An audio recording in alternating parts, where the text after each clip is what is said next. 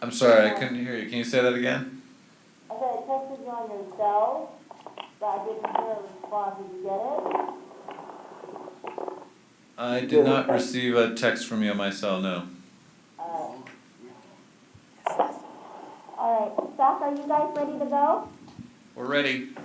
Alright, San Diego, are you ready to go?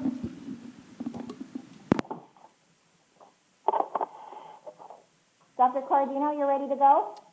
Yes, we are. Perfect, let's start. Who's calling order? Is Tammy over there, or is Vaughn? I'll be taking care of that, Hildy. It's Mark. Oh, Mark, wonderful. Mark, would you mind calling the roll, please? Yes, and members, please state for the record where you are when I call your name. Hildegard Agonado. Here in Los Angeles. Sorry, this is Kelsey Pruden, legal counsel. Can you actually, just for the record, state the building, the address, just so that we can ensure it's the same place that was on the agenda?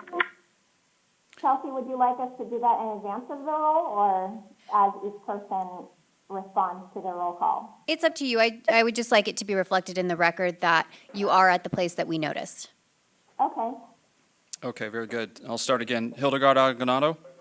Present at U.S. Bank Tower, Conference Room 6L at 633 West 5th Street, Los Angeles, California 90071. Thank you. Jamie Zamora. Here at the Los Angeles site. Okay. Kipman Chan. Yeah, present. I'm in Sacramento, 1747 North Market Boulevard, first floor, hearing room, Sacramento, 95834. Thank you. Dr. Michael Corradino. Here, San Diego, Pacific College of Oriental Medicine, 7445 Mission Valley Road, Conference Room, Main Building 2, San Diego, California, 92108. Thank you. Kipman Chan. Sorry. Francisco Shea. Here, I'm at the 1747 North Market Boulevard, first floor meeting room, Sacramento, California, 95834. Thank you. Jeannie Kang. Yes, present at the Los Angeles location. Thank you, Jeannie. We have a quorum. Wonderful. Thank you very much, Mark. I wanted to thank everybody for coming. This will be our fourth meeting of the year, and we decided to call a meeting by teleconference to take care of some time-sensitive matters, so I appreciate everybody accommodating this meeting on their schedule. Thank you also to the staff for working so hard and getting this meeting together, and for your ongoing help on the board, and also to the public. I think the board meeting materials reflect a lot of time and energy that's been invested by members of the public in making sure that the Acupuncture Board is moving forward, and we're getting a lot of the things done that we promised we would. So thank you very much to the public for your feedback. And lastly, but not least, to my fellow board members for their continued passion and dedication to doing what we're doing. This is, for me, a very enjoyable experience, and I hope you find the same for you. So we have a lot of things to take care of. We're going to try to get this done as expeditiously as possible, allowing for thoughtful and thorough discussion. So please don't feel rushed, but we're going to try to do this as expeditiously as possible. So without further ado, I'm going to turn it over to Ben. Ben, are you going to do the third agenda item, or do you want me to do that? Sure, I can take that. Thank you, Hildy. Ben, Yeah. did you want to see if there are any public that wanted to introduce themselves? We would now like to have the public that are present at each of the sites introduce themselves. Here in... Hello, my name is Lena Gupta. I'm the Academic Dean of Graduate Studies at PCOM San Diego. I'm Dr. Greg Sperber. I'm a practitioner and starting a company called Integrative Medical Media. Good morning, this is Stacy Gomes, Vice President Academic Affairs at Pacific College. That's all for San Diego. Good morning, San Diego. Any public members in Los Angeles? No public members in LA. Thank you. Would any of the public members in Sacramento please introduce themselves? Yeah, They can just speak into that, correct, Lou? No? Steve Oh. Given, Associate Dean, California Institute of Medical Studies, in San Francisco.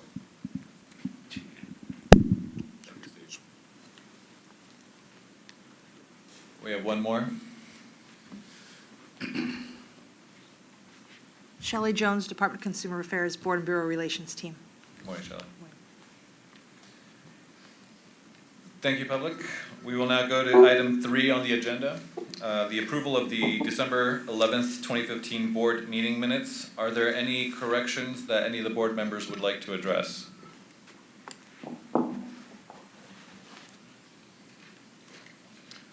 Not hearing any objections, I ask if any board member would like to make a motion to approve.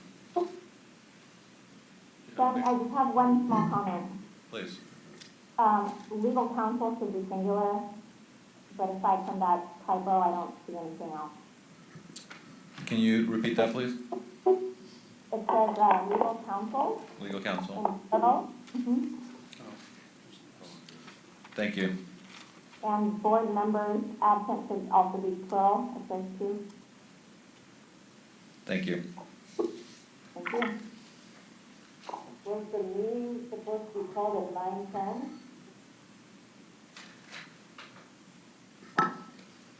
That's what we have listed here. Okay.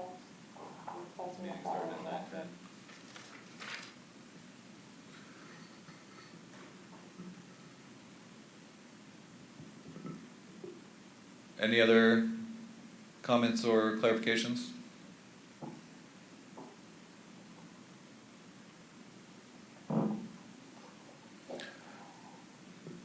Can I have a motion to approve with the changes noted? Then I move to approve the minutes with these changes from the December 11th, 2015 meeting. I'll second that, Dr. Cortino. Thank you. We'll take a roll call vote. Public comment? Oh, thank you. Any public comment? No public None here. comment, no. None here. None in Sacramento. Mark, please take vote. Okay, the motion is to approve the December 11th, 2015 meeting minutes with the changes made. Algonado, Yes. Zamora, Yes. Chan, Yes. Cordino, Yes. Shea. Yes, Actually, Francisco, I would advise, since you were not at this meeting, to abstain from this one, since you were not at the actual meeting. Can you? Well, you can change it. Would you like to abstain? abstain. Okay. Shea abstained. Jeannie Kang, Yes? And Jeannie, I would suggest the same for you, since you were not present at the meeting, to abstain from this vote. Sure. Okay. Let's just do it. Kang abstained. Okay, it's 4 yes, 2 abstentions. Motion passes. Thank you very much, Mark. Thank you all. Next item on the agenda is the June 10th, 2016 board meeting. Meeting minutes for your approval. Are there any questions or comments about this from the board members? Then I have a question, Mrs. Hildy. Please. Is this the new format that we're going to be moving to with the minutes? Because I found this format a lot easier to read and a lot clearer in terms of stating what our follow-up could potentially be from each agenda item. Thank you. If I heard you correctly, you said that these meeting minutes were a lot easier for you to follow and to read through? Yes, that's correct. And it enabled us to really follow what our follow-up assignments would be after that board meeting. Excellent. I'm happy to hear that. Can you give us a little feedback on how much easier this was to prepare as opposed to the other board meeting minutes? Well, Hildy, it's Mark. I prepared these minutes. Basically, the idea was the idea was to just sort of capture the most relevant discussion and kind of consolidate it rather than just have a long narrative as to what everybody said. And, you know, just doing things as simply as changing the headers and highlighting what agenda item was what seems to improve readability, at least by my judgment. You did a wonderful job, Mark. Thank you very much. I think we could continue using this type of format. We'll do it. Thank you. This definitely is in line with our statements made at the last meeting to simplify the meeting minutes and to capture important information without that dialogue. So I also want to thank Mark for following through with this very well. I have a question regarding agenda item number 10, public comment for items not on the agenda. Somebody said a commenter requested the issue of bleeding to be placed on a future agenda, but I think that's a little vague. Mark, would it be possible to include more details as to what type of bleeding issues they were looking for us to examine? Are you talking about dry needling or, oh, the third comment, issue of bleeding be placed? Yes, I will, yeah. We'll take a look at that. I don't recall there being more detail on it, but if you give us the authority to just update if there is more detail, then we can definitely do that. I think they were asking for dry needling, so somebody must have wrote it down wrong. What was that, Jeannie? I said it's not called bleeding, it's called dry needling, and I think somebody just wrote it wrong, because I remember somebody wanted to put dry needling on the agenda because of the issue that's going around the country. What? Okay. So it sounds like you would like us to confirm whether it was bleeding or dry needling that was discussed by this comment, and if there's more detail to add it. Yes. Okay.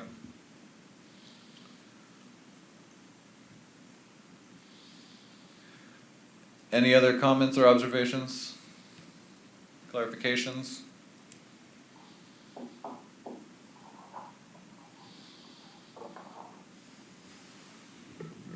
Not hearing any.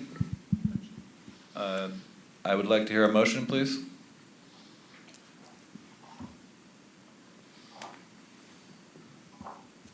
I move to approve, this is Toby, I move to approve the board meeting minutes from Friday, June 10, 2016, with the changes that we requested under agenda item 10 regarding further clarification on the issue of bleeding or dry needling.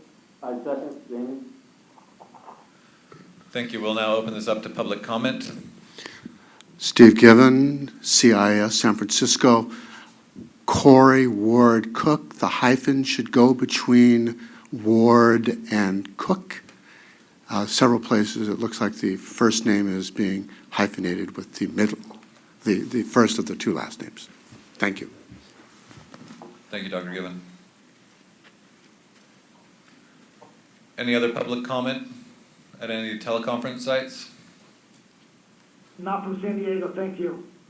Or LA. Thank you. We now call this to a vote.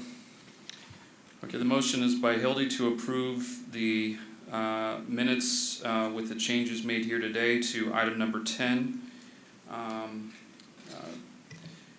Do we have a second? Jamie, second.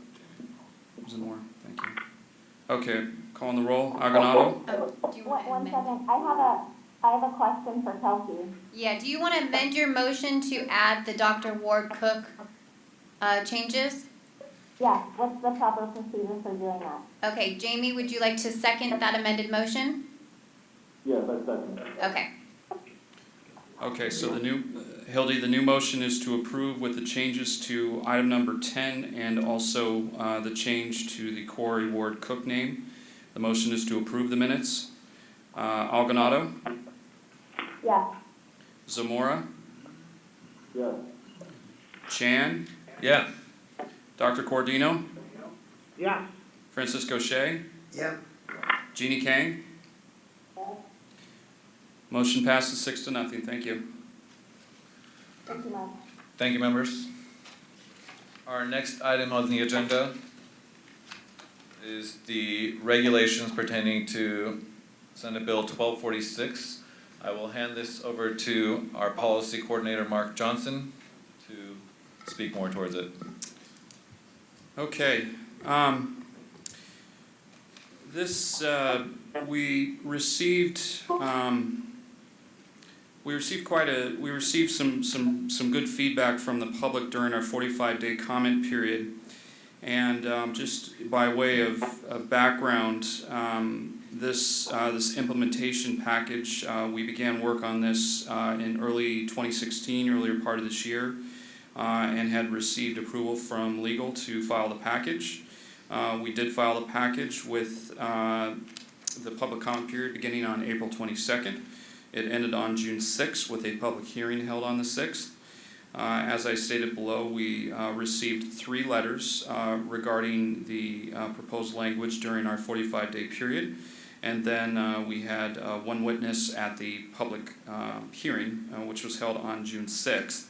And I have included in the board packet, which is available to everybody, the full text of the letters that we had received, as well as the minutes of the public meeting, of the public hearing, pardon me. And in the memo, I've just, I'll go through each one, and I've consolidated them, just trying to get to our sort of the point of their feedback, and attempting to summarize it. So. Can I jump in real quick? So this is Kelsey Pruden. Just for clarification purposes, the board is required to read each comment as well as the minutes from the hearing and respond to each comment. So that's why we're doing this exercise, so that the board has the opportunity to vote on each and every comment that we received, and whether or not they're going to accept the comment and make changes, or whether or not they're going to reject the comment. And Mark has crafted a staff recommendation for you, which is in the memo. But what we'll be doing right now is going through each of those comments to show OAL that the board has made a decision on them.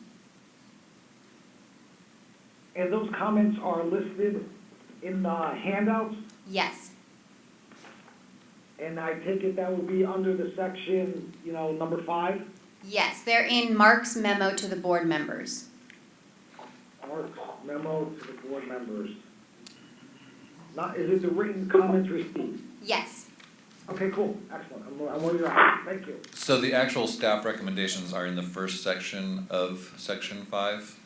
The actual comments received are the appendix to section 5.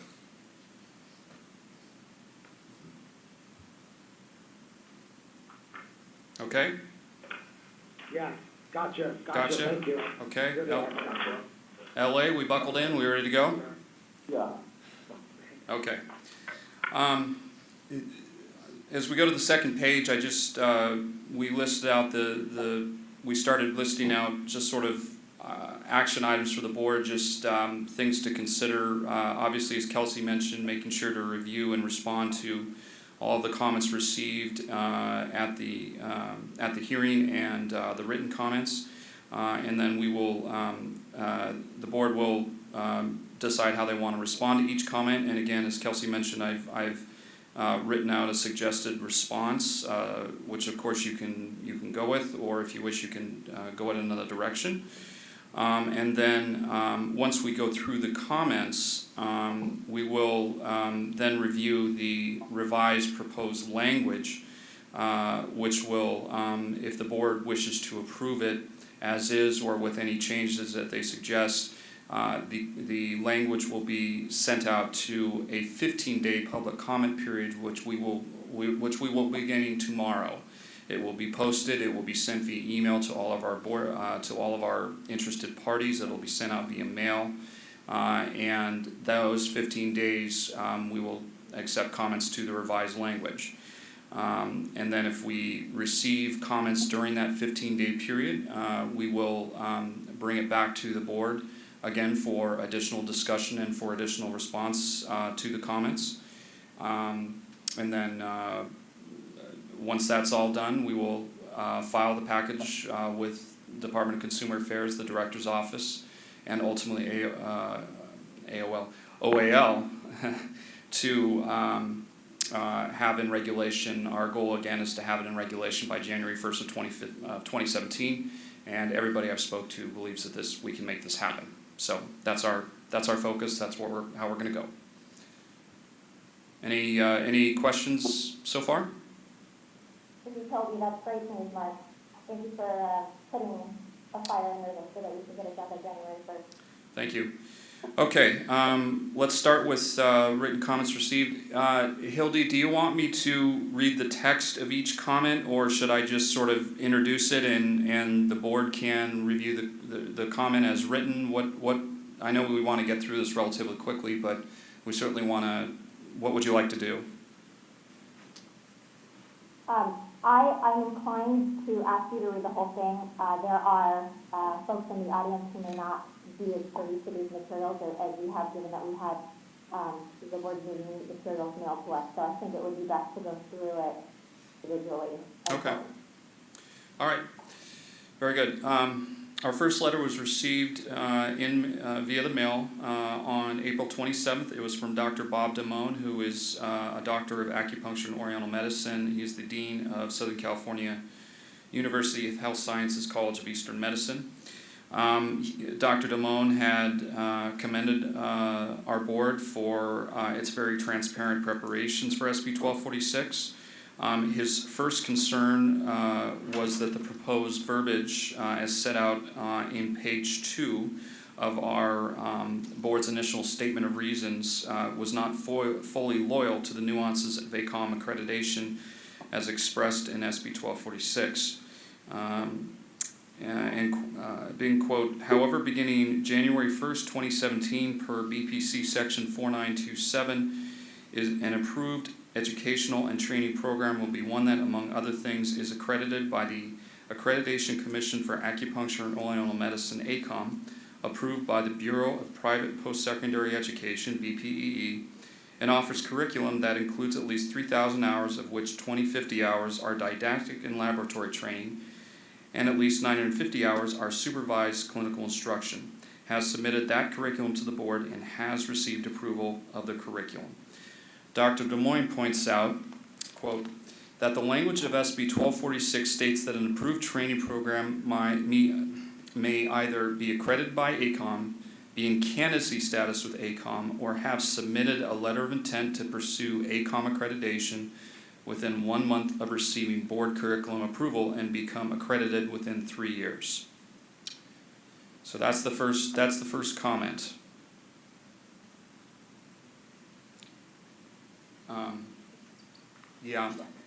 Yeah. Oh, okay. I guess I'll read.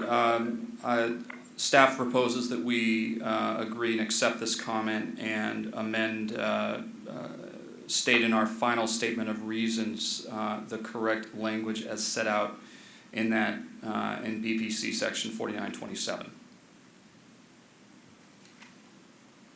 Are you gonna read the corrected language, Mark? Oh, I will, yes. BPC section 4927.5, subsection 3, meets any of the following. A, is accredited by the Accreditation Commission for Acupuncture and Oriental Medicine.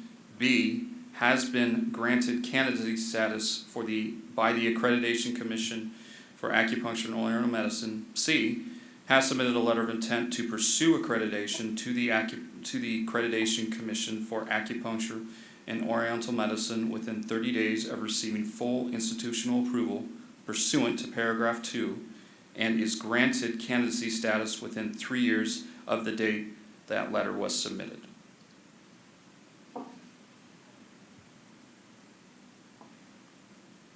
Mark, this is Hildy. I have a question for you. Sure. I think as part of the rulemaking process, we also would have to determine, or you would also have to determine, whether each change is non-substantial, substantial and sufficiently related, or substantial and not sufficiently related. Do you know how this, is that correct?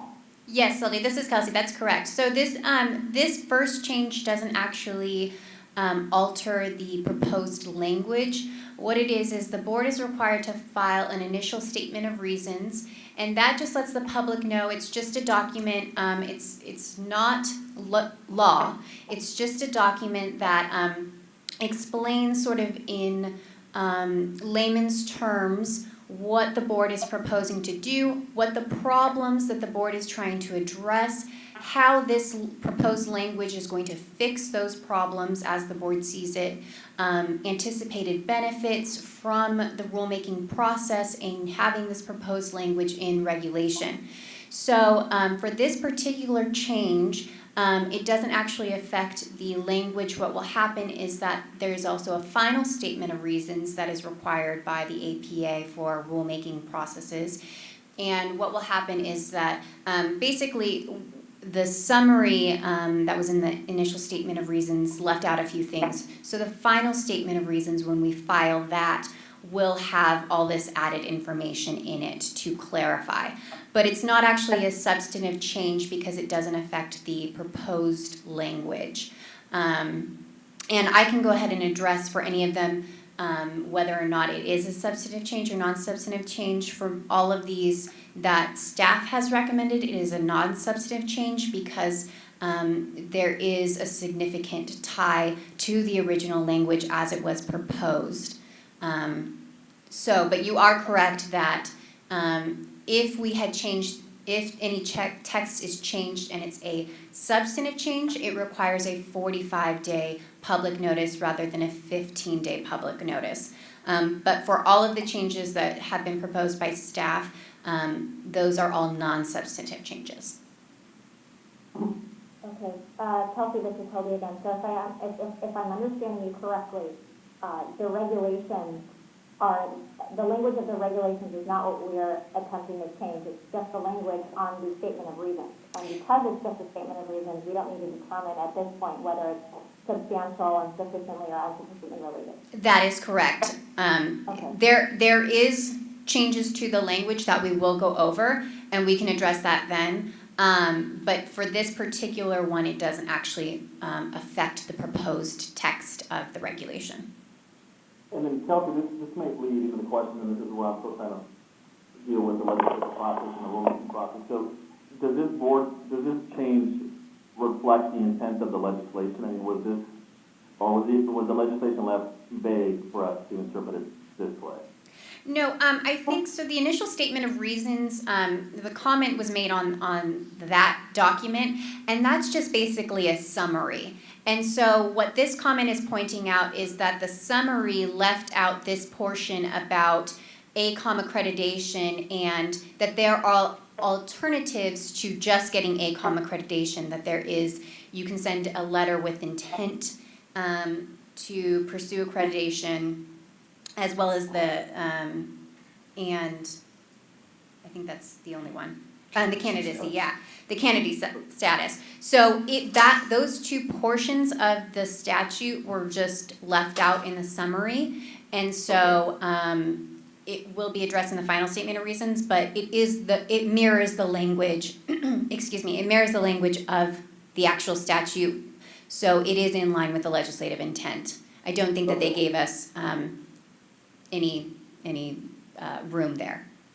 Great, thanks for clarifying. Okay.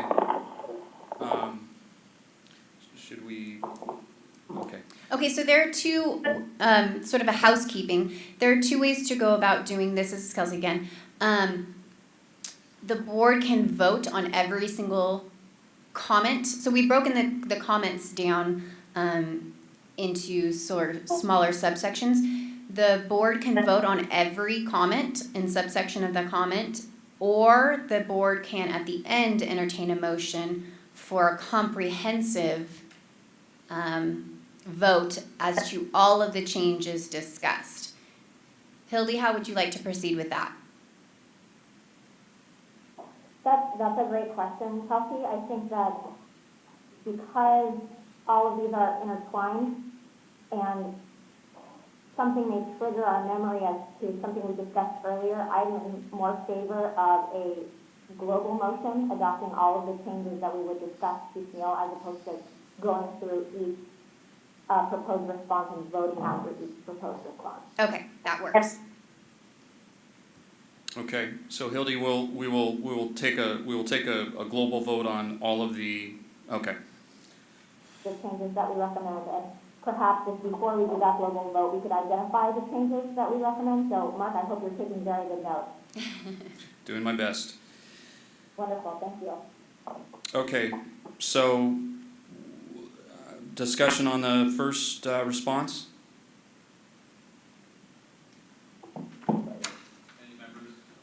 Any members have any comments? Nothing, from San Diego. Thank you, Dr. Cardino. Thank you. Los Angeles? No, I think we mentioned what we were already gonna mention. Thank you, Los Angeles. Sacramento? Any comment? Francisco? No. Okay.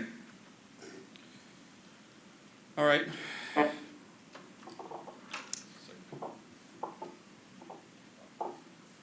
Okay, I'm going to move on to the second letter received. It was received via mail on April 28th, 2016 from Dr. Bob Damone, Doctor of Acupuncture and Oriental Medicine, Dean of Southern California University of Health Sciences, College of Eastern Medicine. In this letter, Dr. Damone had expressed further concern regarding the verbiage in proposed section CCR section 1399.437 subsection E, which reads as follows. Any changes to curriculum after board approval constitutes a new curriculum and requires board approval pursuant to Business and Professions Code section 4927.5. The approval shall be attained prior to implementing the new curriculum. Dr. Damone, in his letter, had commented that as long as curriculum pertains only to the courses listed among Title 16 California Code of Regulations, Article 3.5, Acupuncture Training Programs, Section 1399.433, CEM at SCU is in full agreement. However, we feel that curriculum should be further defined in its narrow sense as coursework listed in 1399.433. Otherwise, CAB-approved schools may appear to be expected to acquire CAB approval at least 30 days in advance of even minor curriculum changes, even to those courses which do not affect CAB-related coursework. This could potentially interfere with a given program's ability to meet with agility the evolving needs of its student, accreditors, and regulatory bodies. Many acupuncture training programs have courses within their curricula in excess of CAB requirements. While board members and then EO Ms. Thorfinson reassured those present at the Education Committee meeting that the spirit of subsection E was not intended to be aimed at elective courses, further clarification would not dilute the board's oversight, yet would communicate with greater clarity the intended purpose. In his letter, Dr. Damone, thank you, was referring to 1399.433, which is the section for international training and clinical experience. We had assumed he was referring to 1399.434. I had sent him an email, and he actually just responded yesterday saying, yes, you are correct, it is in reference to 1399.434. Okay, so staff is proposing the following response, that the board agrees and accepts this comment. The language originally approved was vague and did require clarification, so we are proposing the following change to CCR section 1399.437 subsection E. Any changes to curriculum, which is crossed out, coursework as listed in California Code of Regulations, Title 16, Chapter 13.7, Article 3.5, Section 1399.434, after board approval constitutes a new curriculum and requires board approval pursuant to Business and Professions Code Section 4927.5. The approval shall be attained prior to implementing the new curriculum. This proposed language clarifies what constitutes a new curriculum and that any new curriculum requires board approval. Hey, Mark, just some minor little points to point out. The dates, just FYI, say 2106 Yeah, I think it's supposed to say 2016. right. And Dr. Damoni's name is pronounced Damoni, just for future. Damoni, thank you, Dr. Got Cordino. it. It's Italian, he's from New York, Brooklyn. Any other comments? Mark, can you explain why is coursework and the curriculum, what's the difference? It looks like you course the curriculum and then then become a course work. And then in the new curriculum, it looks like to me is a little bit confused. Okay, I'll have Kelsey address that. Okay, so the statute allows the board to approve curriculum. And through that, the board developed an application. And the application lists different courseworks that, what they're considering coursework.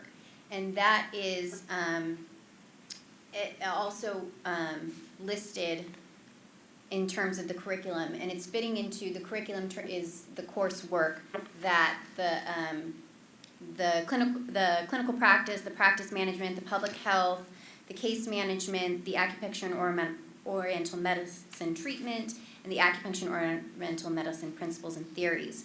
And so, and basic sciences and acupuncture and oriental medicine principles, theories, and treatment hours. And so the board is setting the curriculum and then saying that any changes to those standard courses that have to have this curriculum, that is what the board needs to be notified of. So it's taking that we have this basic curriculum that you have to have, and then you have to show us where in your coursework this curriculum exists. And so if that changes, the board needs to be aware of that. So any courses that are offered that don't have this basic curriculum within them, the board does not need to be aware of those changes. However, if it's something that does have this curriculum in it, and it's a course offered in order to satisfy this curriculum requirement, we need to be notified of that. Does that make sense? Okay. Yeah, thank you. You're welcome. And Kelsey, so, just a follow-up question to that, would it be possible for you to give us an example of something that would fall within a minor change to a curriculum that would not fall under a change to a coursework that Dr. Damoni was trying to talk about? Or any member of the public, for that matter, because I know we have a lot of school representatives in the audience. It's just easier for me, and I hope it would be easier for our colleagues on the board as well to understand what kind of things would be captured under curriculum that should not be captured under coursework. Steve Given, CIS in San Francisco, that is the $64 million question. And as I have spoken several times to this body, the challenge we have is that academic institutions are also governed by the Statement of Academic Freedom published in 1940 by the American Association of University Professors, and it remains unclear to many of us in the education field what would in fact constitute a change that would not fall under the purvey of the board unless it was clearly an elective such as Chinese medical oncology. And speaking now for myself and not for my colleagues in general, I remain very concerned about this because acupuncture institutions under the accreditation process are required to go through a continual process of self-reflection and improvement of curriculum. And I believe that it is in fact going to be a challenge to determine if a faculty member makes a minor wording change in a syllabus, which they are allowed to do, would we in fact every semester or every quarter be required to send a packet to the acupuncture board to sort out whether, speaking for a class I teach, neurophysiology comes before or after endocrinology. And this is a very large concern. Can you please speak up, whoever that is? I'm sorry, but it's really difficult to hear you. It sounds like you're whispering. Can you just get closer to the microphone, please? Sure, sorry. So that remains the issue. I think we're probably in safe ground for those courses, and the one that came to mind was oncology, which is entirely elective, and the other courses, which may include non-elective material, it becomes very difficult to determine what is submittable and what is not. And being one of the two people that submitted letters as well as direct feedback to the board, I am perfectly prepared to comply with the regulations that are ultimately approved by the board, but at this point, as an academic, I have no idea when we cross that line, and I think that should the board make a decision to review every curriculum change, then some guidelines would be in order to help us make that decision. Because most programs, much of the material that is reflected in that standard, 434, I believe, is what we're talking about, it bleeds everywhere, and either schools stop improving their curriculum or there's a flood of paperwork into this office. And I think that needs to be considered by this body, and I think it would help all of us, both the board, staff, and the institutions themselves, to have a clear understanding of what constitutes a substantive change in the curriculum, is what, to use the accreditation language. Certainly, if I change the hours for a domain, that would be substantive, and you'd need to hear about it and need to determine that it would be in that it met the California regulations. But some of the other things that were done, for example, in our syllabus review that my institution went through recently, it was very difficult to determine that in fact really was an issue that you would be concerned with every time we modified our curriculum. Does that, I think that's, should handle it. Thank you.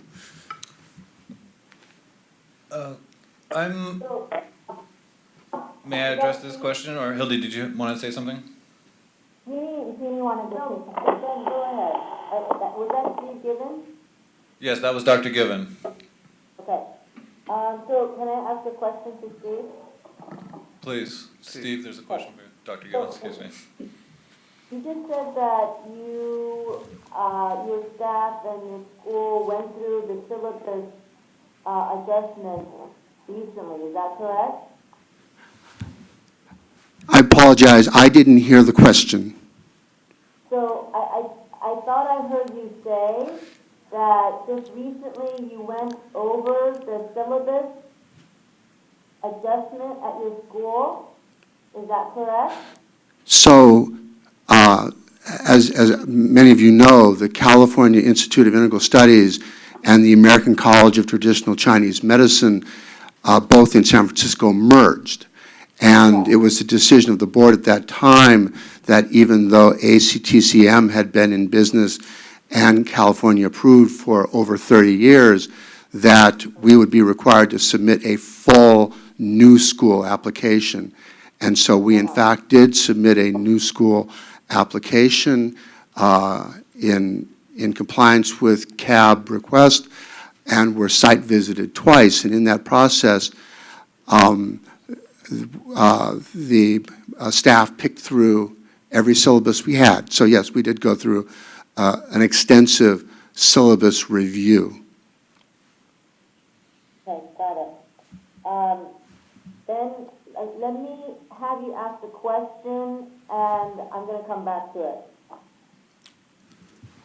Go ahead. I actually didn't have a question. Well, I was more of a clarification statement. Go ahead. The change that we're discussing here, or the comment that we're addressing, doesn't actually talk about major or minor changes to the curriculum. The language is currently that any changes to the coursework, so any course that a school submits as being part of the approved curriculum, whenever there is any change to that, the board must be notified. All schools that change their syllabi must go through some committee council within that school to have that syllabus changed.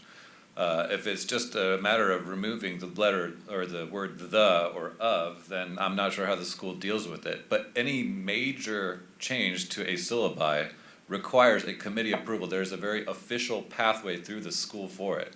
Thus, there is more than enough time for a school to notify the board of any approved coursework that pertains to acupuncture curriculum that grants them authority to send their students to our licensing exam. They have the time to communicate with the board and have it approved by the board to make sure it stays in compliance. Then you kind of hit the nail right on the head there then. Shouldn't we just say any substantive changes to coursework or any major changes to coursework? Because at this point, it just says any changes, so this could include deleting the word the or adding an anywhere. So this is Kelsey, just for a clarification. In regulation, we try to stay away from words like that because it is a little bit vague. What may constitute a substantive change to one school may not constitute a substantive change to another school. And the purpose of regulations is to ensure that all affected by the regulation understand it completely and can be in compliance with it. So if the board would like to do that and add that language, then I would strongly suggest adding more language to the regulation to clarify what is a minor versus what is a major change, if that's the way that the board wants to move. Kelsey, this is Jeannie. Mm-hmm. So this is, obviously, we're venturing into new territory as the acupuncture board, changing 1246. Now, my question is, for example, were there any similar situations on other boards that dealt with this, that have guidelines that we can look at, that you can look at and report back to us, or is there no precedence to this situation? No, there are other boards that approve schools, and I don't know any of the top of my head. I know another board that I have, they do make very specific instances where the board needs to be notified. But in the example I'm thinking of, they also they're not just approving curriculum; they're approving the entire school. So theirs are things like if the president changes or financials change, if the student population drops by 10%, things like that. So I'm sure I can do more research to find some for some guidelines, but I would really recommend the board trying to accomplish this today because we have such a short time period to turn it around. I would really suggest that we sort of hash something out right now in order to define that. And it could be that we take a look at the application and see where perhaps we tie it to that, where if it's, in just looking at the application,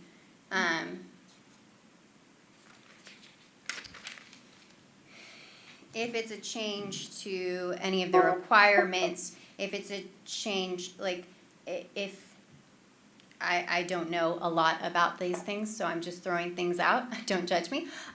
But so if it's a change to a course number, perhaps the board has determined that that's a minor change. If it's a change to clock hours, in my opinion, that would probably be a major change.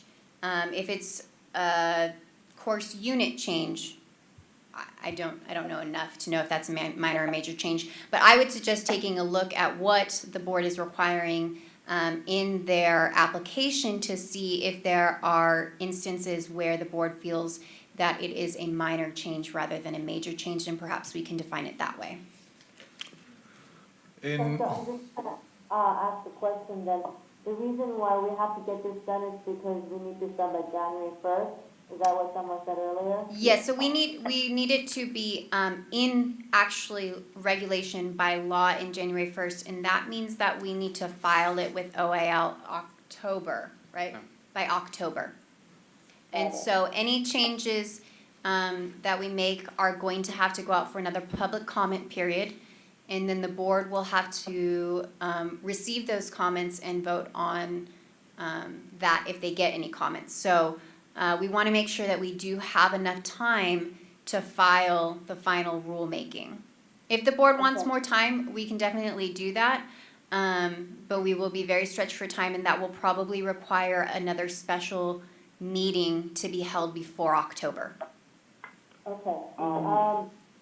Kelsey, do you have a copy of the application in front of you? I do, and it is in the meeting materials as well. Okay. So then, should we go through would the best way that you're suggesting is go through the application and make an outline as we go along right now, so we can finish it today? Is that what you're suggesting? That it would be my suggestion. Okay. Well, it would be, we would outline it in terms of the language that we would use. So maybe we should vote on the first comment and parcel this up so that we can make sure that our motions are very clear. Hildy, does that sound okay to you, since we're gonna be working on this particular comment a little bit more and it's gonna take a little bit more work? Would it be okay to break the comments up and vote on them individually? The reason why I didn't want to do that is because the next letter received is from Dr. Given, and it has a lot of the same comments we're talking about right now. I don't know how we would approach rehashing all of this for the comment that we're going to discuss after this one. Okay, so yeah, so then we can address them together or separately. Yeah, Dr. Givens, yes? Hi, Steve Given, CIS again. While I remain, I think over the last year I've expressed nervousness in this particular area. Dr. Given, we can't hear you. While I have, as you know, I've remained quite nervous about this particular part of the regulatory changes over the last year, I do have suggested language to consider. Significant changes to include clock hours, course objectives, or nomenclature found in 399.434. And the reason why I'm using that language is in the syllabus review that we went through recently, what was said both by Mr. Badea and Ms. La was that what was being sought was language from statute in the syllabi. And in fact, courses that were teaching the material in statute were considered to be out of bounds because those words did not appear in the syllabi. So by merely stating, clock hours, clearly substantive, course objectives, clearly substantive, and then to comply with the concerns expressed both by Mr. Badea and Ms. La to me previously, making sure that the language in statute remains in the syllabi. And I'm not sure what beyond that would be of concern to the board, but so consider that a suggestion. Dr. Given, could you give us an example of what would not fall under that and be part of the syllabus change that would now be considered a minor change based on your suggestion? Changing, so minor changes would include changing the order or emphasis of particular coursework, changing text references in the syllabus, changing specifics within the statutory domains that you are requiring, changing how the material is delivered, changing the languaging that the faculty member uses under their rights, under academic freedom to deliver that coursework. The syllabi at my institution are 14 pages, and picking through academic policies that are not related to the work of the board, unless you're regulating our attendance policies and our right to demand citation under the American Psychological Association. You know, there's a lot of material in a syllabus. It is not simply a course schedule. And so what I am hoping, is to be able to continue to work within those domains, now being made aware that I have to keep an eye on specific nomenclature required by the board and major changes. And at any institution, I would sure my colleagues would agree, of major changes. Well, my 44-hour course is now a 30-hour course. That's a big change. Adding or dropping major course objectives would be a major change. And then, because I'm clear now that the board is looking at that nomenclature, making sure the words that you think should be in there are in there. But beyond that, I don't think that is a major change and should require submission.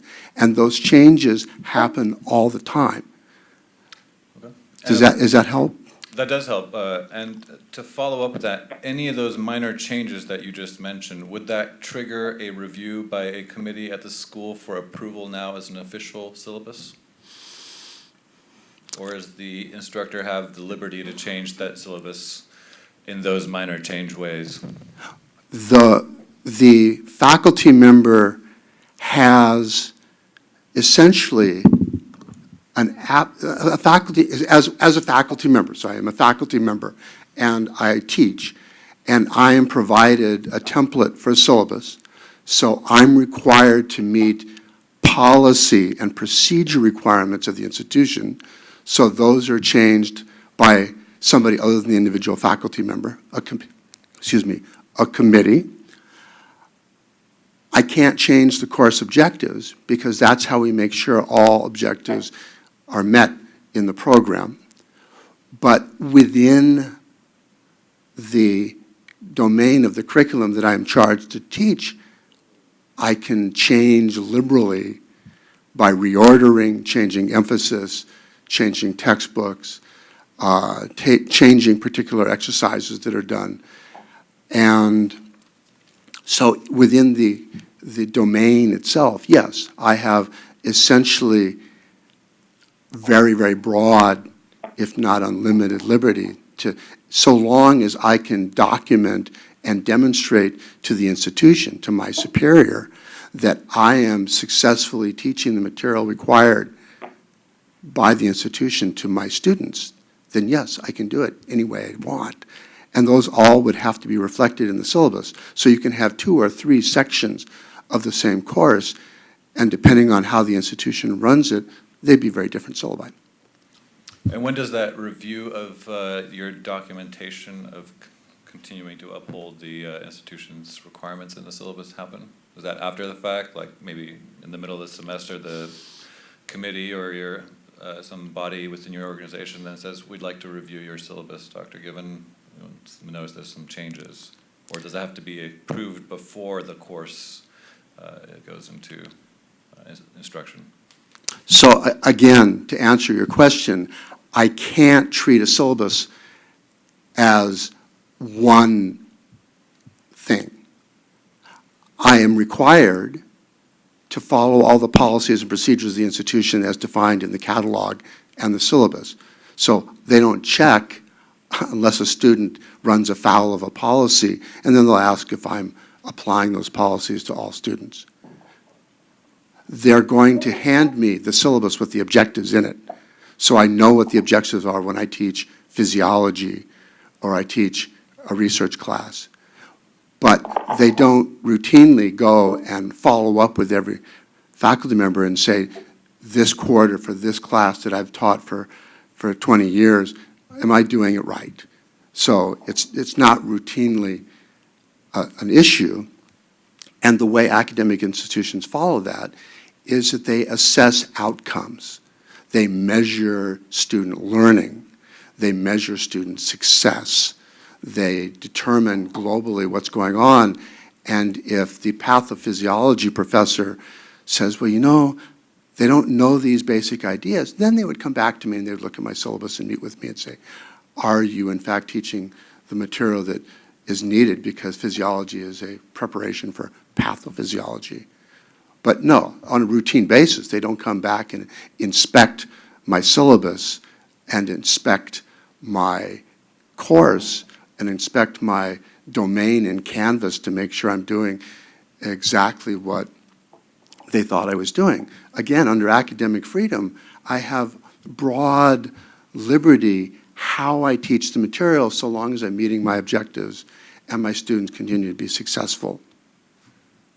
And thank you. Go ahead. This is Hildy in LA. I am not quite sure if what Dr. Givens is talking about is the kinds of changes that we were anticipating on addressing in this particular comment. A couple pages later on in the board meeting materials is the text of 1399.434, and there's nothing mentioned in there about restricting or mandating the order of coursework or text references and syllabi and the kind of more technical details.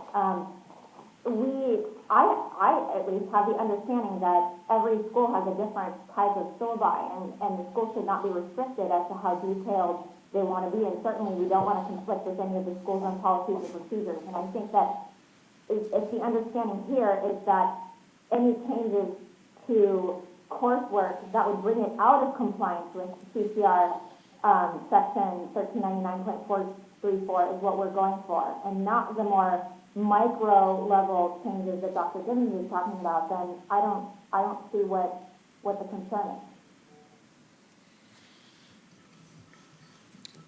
I agree, Hildy. Dr. Given? So, how do I say this gracefully? I've been coming to CAB meetings since 1991.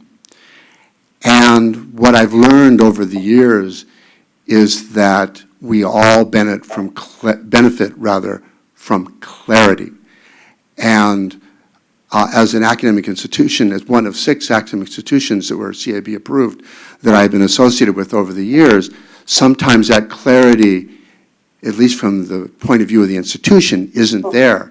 So I'm trying to, the language I offered, which is obviously just my suggestion, is one to try to figure out the border, because in my recent review, I was certainly surprised at what was considered to be an issue and what wasn't.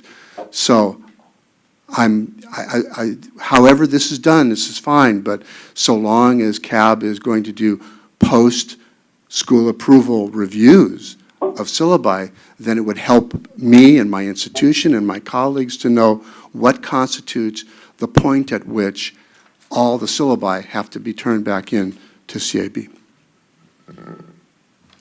I don't believe this is requesting an entire collection of syllabi. This is requesting only changes to the approved curriculum. So you wouldn't be submitting the entire coursework that you've been approved for.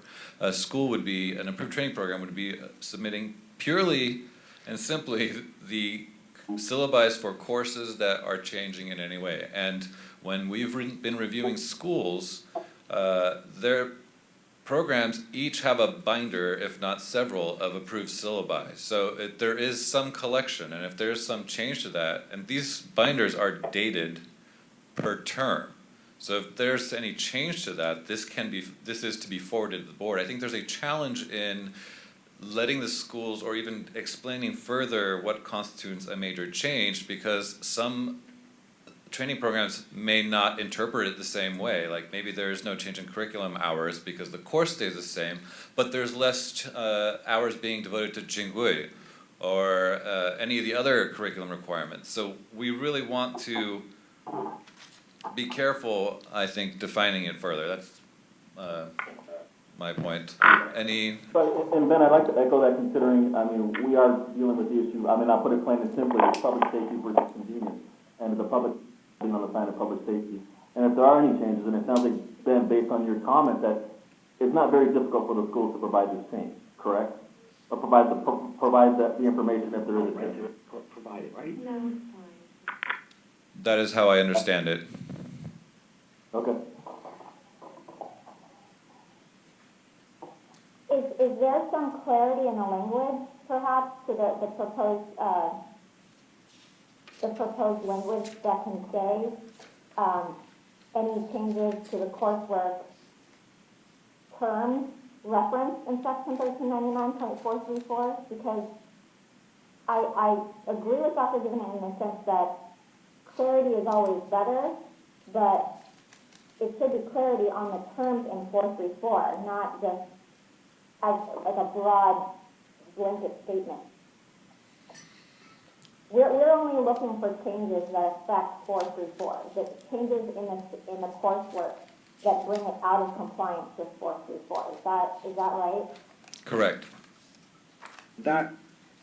I think that sounds quite clear, Hildy. This is Dr. Cordino. How does everyone like that language?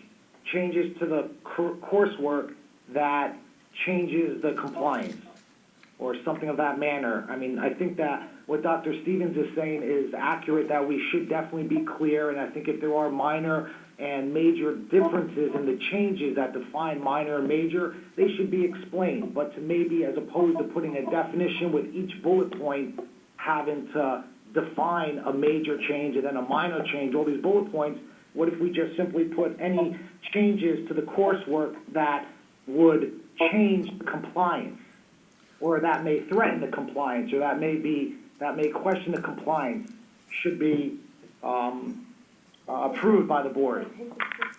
Thank you, Dr. Cordina. I think the challenge there is that we're leaving it to the schools to determine if they're in compliance by that language.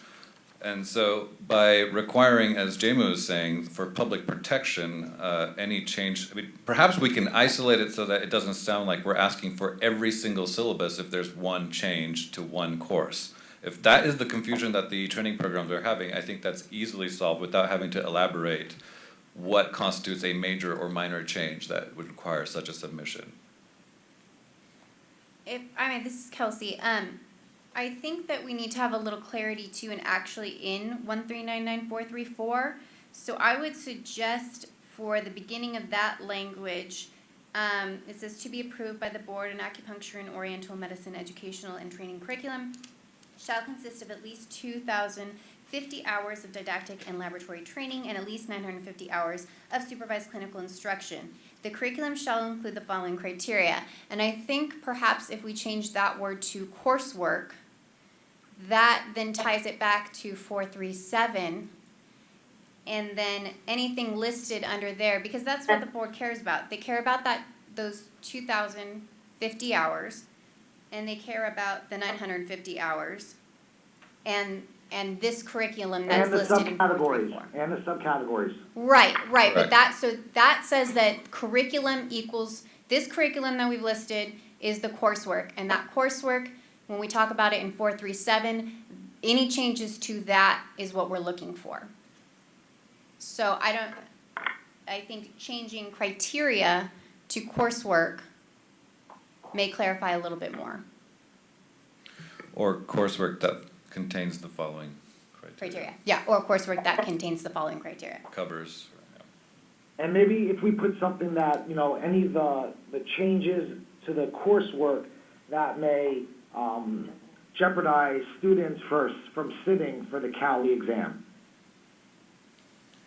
Well, I think that is implied, because if they're not in compliance, then they don't get to sit for the examination. So, and again, I think to Ben's point that sort of language opens it up to interpretation to the school to say, well, gee, this change isn't going to affect our student, where another school may look at it and be conservative about it and say, yes, this would change it. So I think we have to be very particular about the language that we use in crafting this if we want to start creating,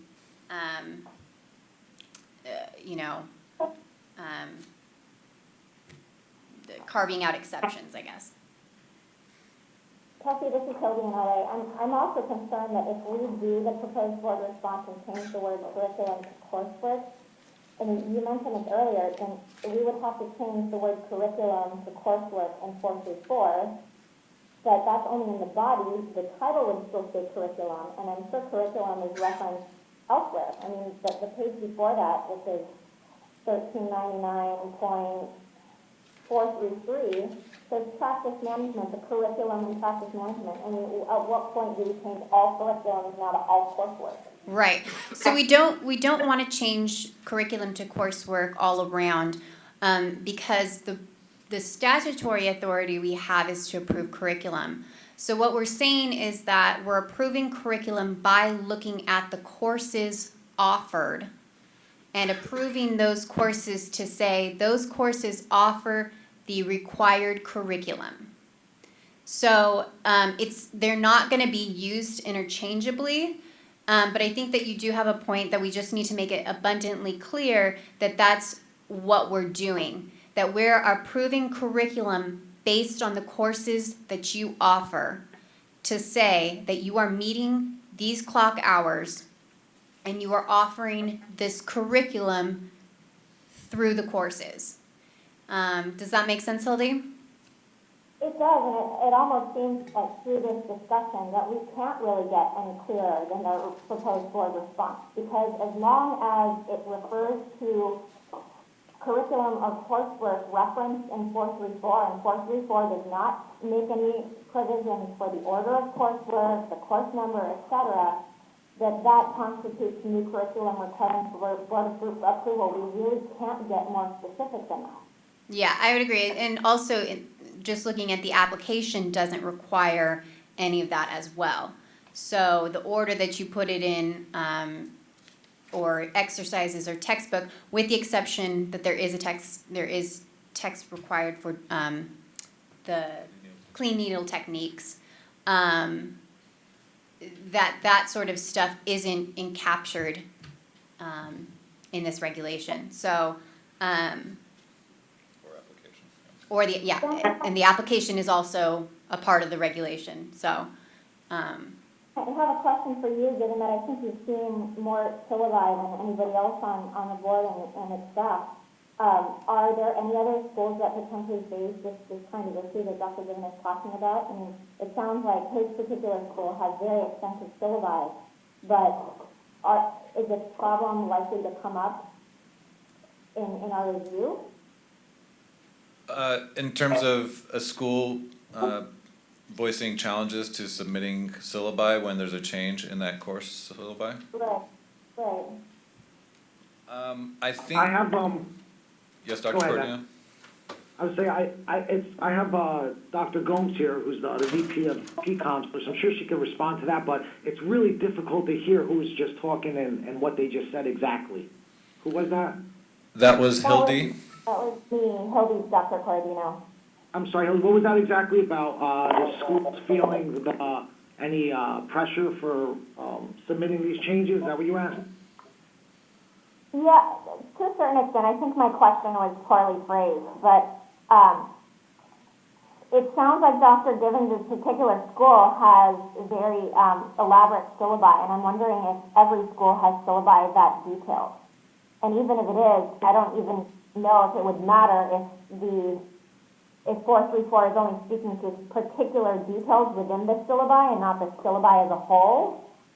But I'm not familiar enough with the analysis of the syllabi to know exactly what we're looking for. Is it just the stuff in 434 and not anything else, even though the syllabi may be 14, 15 pages?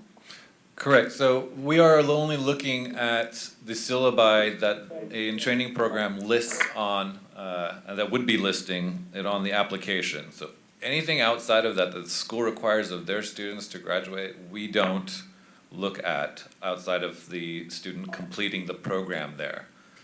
And just to clarify, the only reason that the syllabi are being collected is to make sure that that curriculum standards are met. It's not for any other purposes. What the other information that is listed on there, the board isn't really concerned with. Correct. A school can test their outcomes of the student's performance as they wish. We just need to see that the items that we've listed in our requirements, curriculum requirements, are included as part of that coursework. And all schools that we have reviewed, that I have reviewed, and I know that Jay Hurt has reviewed, for their syllabi have extensive syllabi. That's a lot of material to review, and you were kind of looking for a needle in the haystack where some of the institutions do not report teaching one of the items listed in 434. And this is what we have to dig for, to make sure that they can confirm that through the syllabus. The syllabus is a legal document, and that is how it is grounded, and that's how we ensure compliance. Jay Hurd, Education Coordinator, I completely agree with what Ben just stated.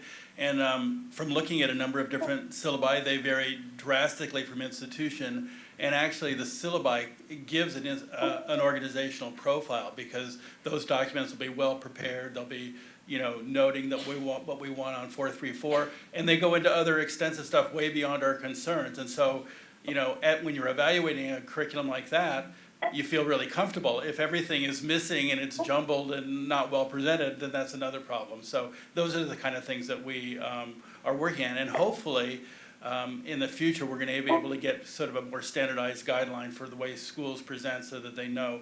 But talking about clarity, that 434 couldn't be more clear. In fact, it's very prescriptive. And when Dr. Gibbons was speaking about the process, he clearly stated what we wanted. So it didn't seem like there was a lack of clarity. There was maybe a plea for educational freedom, but the institution totally understood what we wanted and complied and was able to get through the process. Okay, so we can just kind of move forward. Kelsey, what's the process in terms of are we gonna, I guess this is maybe left up to Hildy, do we want to vote per comment, or, because it seems like this is one that we need to take a vote on, correct?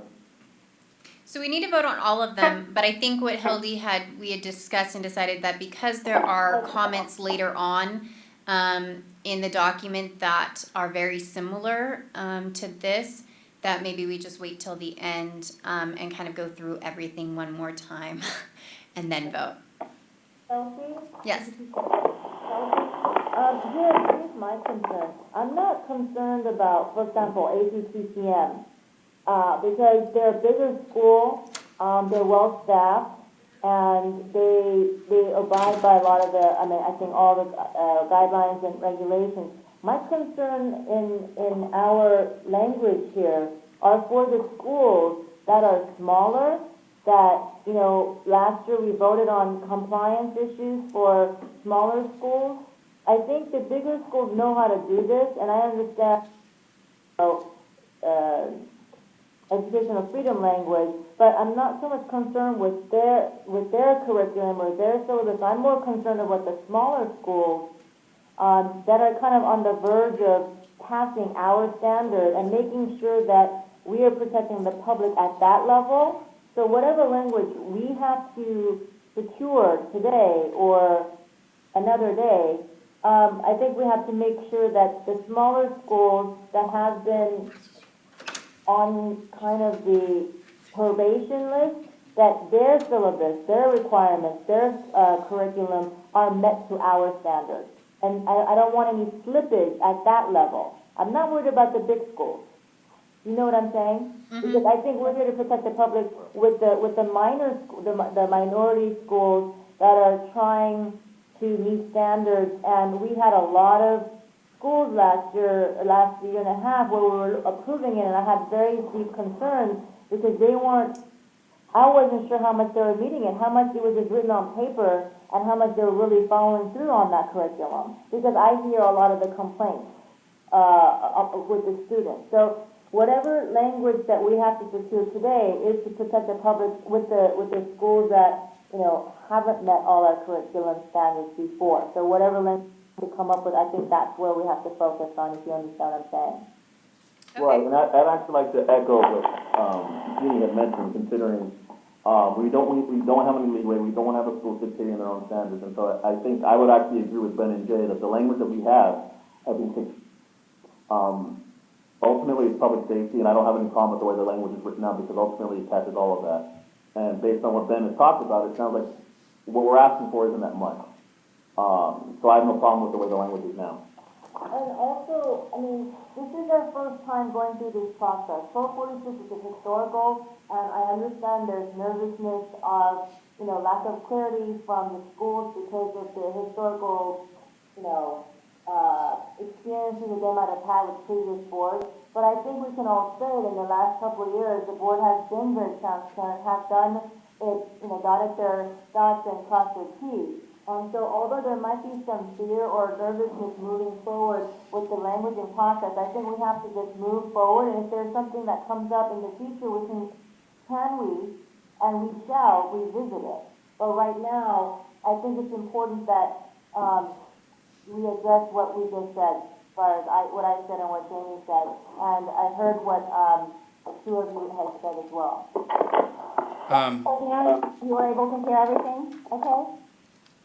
Yes, heard all that, and just to clarify, it sounds like what Jane was saying, we're just gonna leave the response as is, but,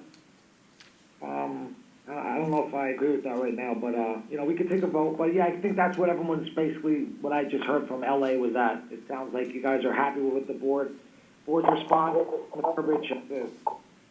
Kelsey? Yes.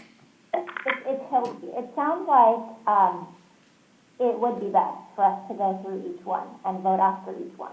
Okay. Because I think that we're on the verge of getting confused as to what all the changes were. Okay, Can we yeah. go back and, can we do one each? Yeah, so why don't we go back to the first comment then, and Mark will make sure that there's no public comment again. We'll just go through all the motions, and then we'll discuss again, number 2, and spell out exactly what staff is suggesting and what what we've discussed, and then we can move on from there. So, we'll go back to the first comment that we discussed, which was, just to revisit it, it was language that was in the eyesore that staff recommended to accept the comment and change the language in the FSR, the final statement of reasons, to more accurately reflect what the language of SB 1246 states. So, is there any more comments from the board on that? Is there a motion? Right, I motion to accept the staff comments regarding changes, or regarding the board response for California DPC section 49.7.5. Great, is there a second? I'll second that. I'll second it, Dr. Cordino. Okay, are there any public comments? Okay, Mark. Okay, Algonato, Yes. Zamora, Yes. Chan, Yeah. Dr. Cordino, Yes. Francisco Shea, Yes. Jeannie Kang. Yes. Okay, the first board comment is approved. Okay, so with regards to the second one, as we discussed, if my notes are accurate, it is to accept the comment, the staff recommendation is to accept the comment and change the language in 1399437E to say any changes to coursework as listed in California Code of Regulations, Title 16, Chapter 13.7, Article 3.5, Section 1399434, after board approval constitutes a new curriculum and requires board approval pursuant to Business and Professions Code, Section 4927.5. The approval shall be attained prior to implementing the new curriculum. And then, as well as changing the language in 1399434 to say to be approved by the board, an acupuncture and oriental medicine educational and training curriculum shall consist of at least 2,050 hours of didactic and laboratory training and at least 950 hours of supervised clinical instruction. And then here's where the change comes in. The curriculum shall include the following coursework that contains the following criteria.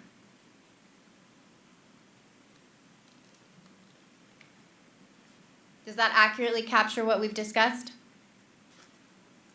It does. I move to accept the comment and the language as stated as by Kelsey. Okay, do we have a second? I second Jamie. Thank you, Jamie. Okay, Is there any public comment? Any more board comment? Roll call. okay, Algonato, Yes.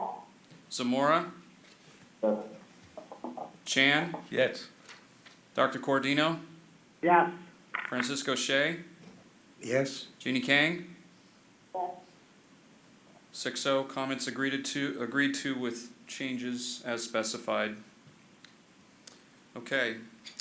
We're going to move on to the letter received in the mail dated May 25th, 2016 from Dr. Stephen Given, Doctor of Acupuncture and Oriental Medicine, Associate Academic Dean of the California Institute of Integral Studies.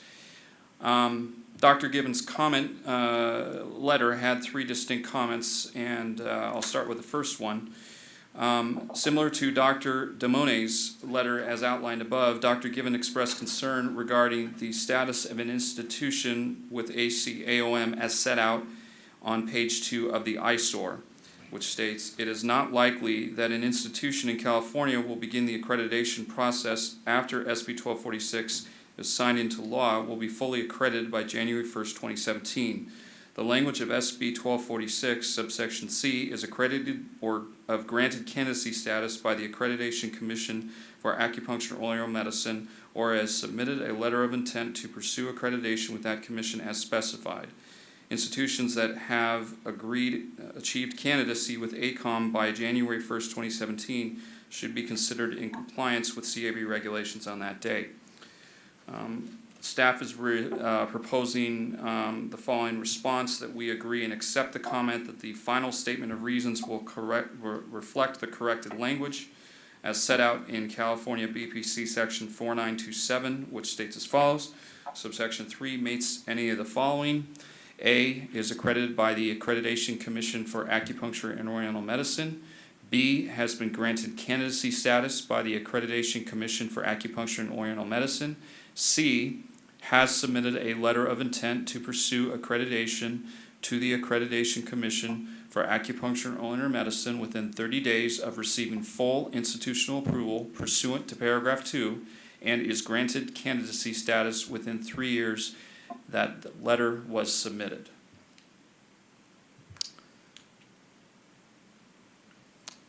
So, board members, any comment?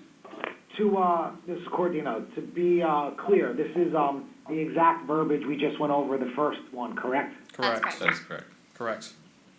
Okay, so how is this different? What are we applying this?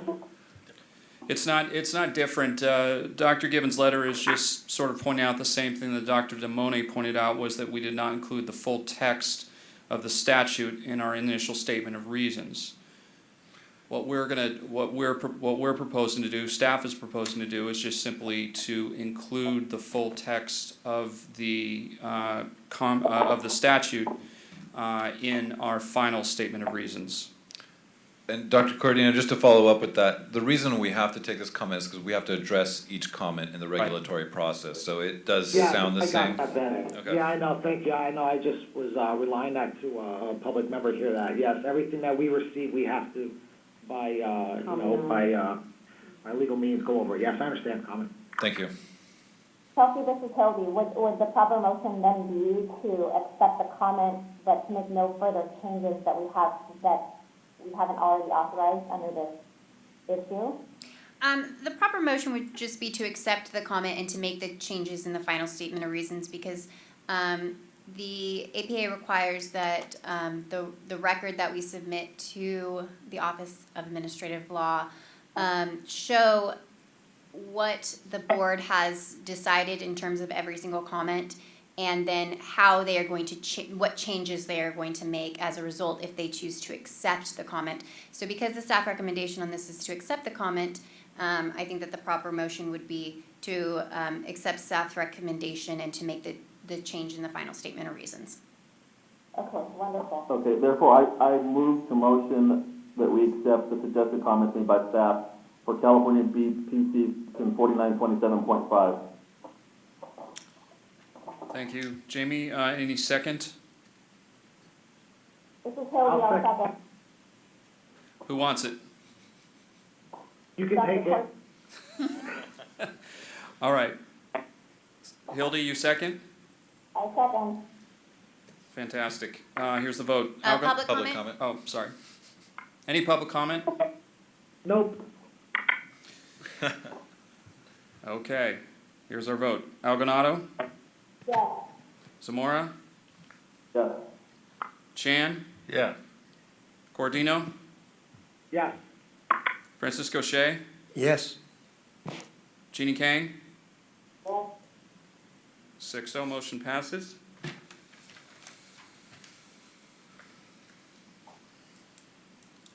Thank you much. Okay, the second, Dr. Given's second concern is regarding the review of curriculum, and this is similar to what we just talked about, but Dr. Given states, beyond the initial approval of the curriculum of an institution, it is unclear or how an institution would be required to resubmit curriculum to CIB. Under the accreditation process, institutions are constantly reflecting on making changes to improve curriculum. And it's important to note that we're sort of splitting Dr. Gibbons' second major concern into two comments. So this is a proposed partial response to two. We partially agree with this and accept this comment. The language approved was vague and requires clarification. Therefore, staff proposes the following change to CCR section 1399.437 subsection E. And that is E, any changes to coursework as listed in California Code of Regulations, Title 16, Chapter 13.7, Article 3.5, Section 1399.434 after board approval constitutes a new curriculum and requires board approval pursuant to Business and Professions Code 4927.5. The approval shall be attained prior to implementing this new curriculum. So this, we discussed this, but the proposed language clarifies what constitutes a new curriculum and that any new curriculum requires board approval. And I have to jump in because in looking at this one more time, I do see that there is maybe a flaw in the language as we have it right now concerning how and when this would be required. And so I do think that the language does need to reflect that, and so we should add language to subsection E of 1399437 as to how and when it is required.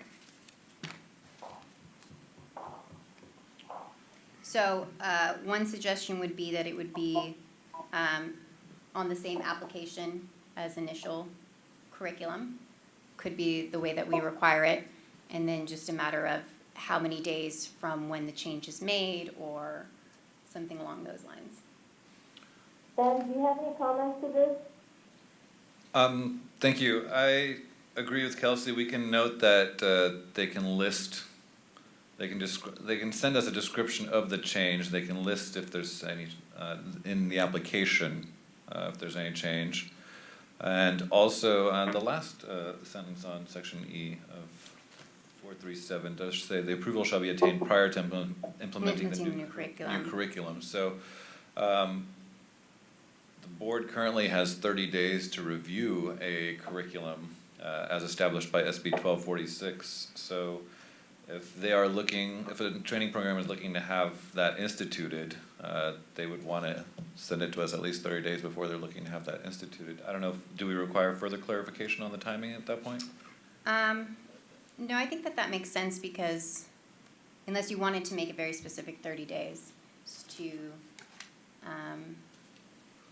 but that it would be incumbent upon the school at that point to make sure that they do get it to you in time for that 30-day approval.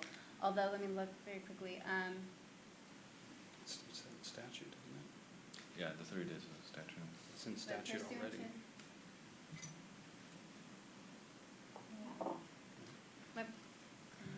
Is the intent of the question that Steve is asking, they want more time on this, or what is the intent on the question that has been proposed? I'm not sure. It's because the 30-day has been in language since 2014. Yeah, since as long as I remember it. So what is the intent of this concern? My concern is that the statute actually says within 30 days after receiving curriculum pursuant to paragraph 1, the board shall review the curriculum to determine whether the curriculum satisfies the requirements established by the board. And notify, so my concern is that that 30 days is the window of opportunity for first approval. It does not discuss subsequent changes to the curriculum and our process for approving changes. It only discusses the initial application. So I would suggest adding language for clarity. For resubmission, correct?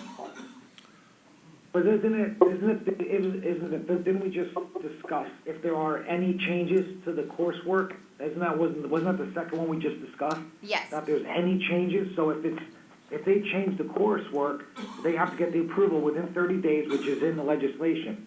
Then, if they change it again, obviously, it falls back on the same thing. They have 30 days to get that corrected. Is that kind of self-explanatory? I don't know why we have to further explain that, or am I misreading something? I agree with Dr. Cordino. This could be seen as a new curriculum that is looking to be approved, and they're just submitting changes, so that same 30-day timeline could apply to this, but it really depends on legal's interpretation if that's tight enough for the board.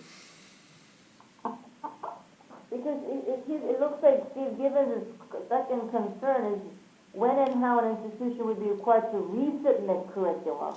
Right. So I just want legal or Ben to address for me what that means, resubmit curriculum. So they have 30 days, and they submit it, we look at it, and is this concern because if we ask them to change something, then so this concern is after we already suggest the changes they want to resubmit and that they don't know the how and the when to that. Is that what this intent of this question is? Yes, so my interpretation of 4927.5 is that the 30 days applies to the initial application. An initial approval of curriculum. And so any subsequent changes doesn't necessarily mean that the educational institution loses that approval. It just means that they're making changes and we need to make sure that they're still in compliance. So there may be that they don't lose that approval at all. It may be that they do and that they need to reapply. But if it's that they don't, I don't think that the 30 days applies. So I think that the language, the approval shall be attained prior to implementing the new curriculum, is good in terms of that it's incumbent upon the school to get it in to the board. You may want to put, I don't know if you want to put limiting language on the board in terms of what their turnaround should be so that schools know what to expect, but then again, it may be that it's a lot of curriculum change versus just one curriculum change. So I don't know what the expectations would be there. If I may address, this is Ben. The first portion of section E of 437, it does state any changes to coursework after board approval constitutes a new curriculum, and that is all that we can approve come 2017. So Right. technically, that would reset the clock and call it. Do we have? That would now become a new application for curriculum approval. In other words, they had a 30 days and 30 days. If they changed it, the first change, you prove that we in the 30 days. After they make another change, then they get another 30 days for the second change.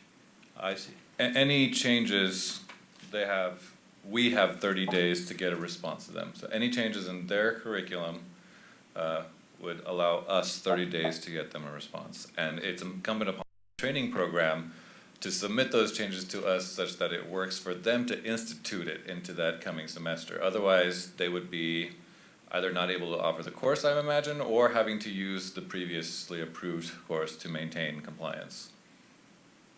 So based upon what you just said, then, do you feel we need to add language to this, or is it pretty clear from what is stated? So I agree with Ben in terms of the new coursework. I do still think you need to say how you want them to submit it. Okay. And there's nothing prior to this that illustrates or explains how, because the question was, from Dr. Gibbons, it is unclear when or how. So the when we covered, right? Right. 30 days, that's clear in the regulations. But actually Is it now- clear also how? Is it already somewhere put how? Yeah, so now that we think about it some more, if it is going to be a new application, then it does need to come in on, or new curriculum, then it does need to come in on the prescribed application. So I stand very corrected on all of them. So just to be clear, the when and the how is already covered in the regulations. Yes. Okay, so there's no change that needs to be made to the. No. Other than the coursework part that we already discussed. Correct. And just so that, I did bring this point up before, if we want to, if the schools were, or the training programs were really looking at, do they have to submit the entire curriculum, or do they have to submit just the changes? Do we need to clarify that it's just the syllabi? If it's a new, well, no, because if we are truly treating it as a new curriculum, then they're required to do everything that the new curriculum. So it would be a new No? application? Jay's saying no. Well, it would be nice if they could just make the change that they're making without having to resubmit everything, and that by doing that, they're stating they're not changing their approved curriculum, only the new syllabi that they're, in the course, the hours that they're submitting. So I think we would need to make some change, specify, because you kind of can't have it both ways. Yeah. Well, go ahead. So then, somebody repeat that for me one more time, because this is where I think the schools are concerned with these changes, not to be bogged down and to be streamlined. So can we consider what's the best efficient way to streamline so that they don't feel bogged down and it's just going to be more, red tape? So can someone tell me that, Ben or Kelsey? Sure. Yes, oh, go ahead. This is Ben. So you're asking for language as to what we would look for a training program to notify the board of changes. Since we are noting that it is a new curriculum, are we able to make exceptions or create a changes situation, or do we need to change that language from new curriculum to? Okay, so the statute does not provide any exclusions. So, because you're making it a new, I see it as you either make it a new curriculum, which requires everything that a new curriculum requires, or you make it something else.